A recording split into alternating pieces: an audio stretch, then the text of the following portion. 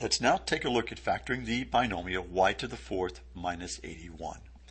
Now, as with any factoring problem, we first want to check to see if there's a common factor other than 1 that we can pull out of both terms. In this case, I think you'll agree with me that there is not a common factor other than 1 in y to the fourth and 81.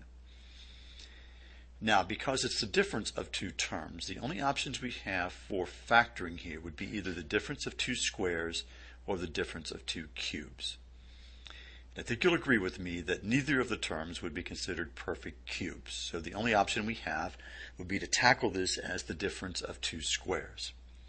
Now, before we do that, let's remind ourselves of what the formula is for factoring the difference of two squares. If we have a squared minus b squared,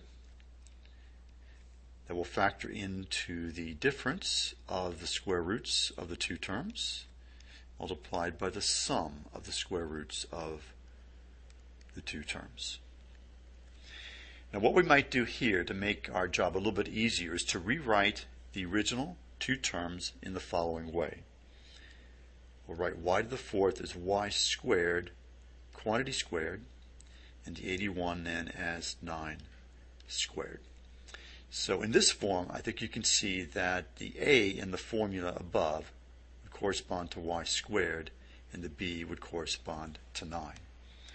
So now what we have then as our first step would be to write the difference of the square roots of the two terms multiplied by the sum of the square roots of the two terms. Now we have a factored form of the original binomial, but we need to ask, is it a completely factored form?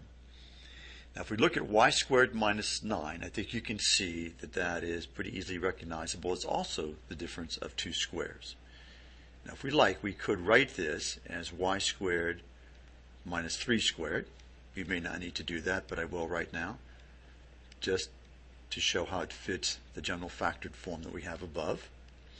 So this will factor then into the difference of the square roots, which would be y minus 3, times the sum of the square roots, which is y plus 3. Now recall that the sum of squares, which is y squared plus 9 in this case, can never be factored.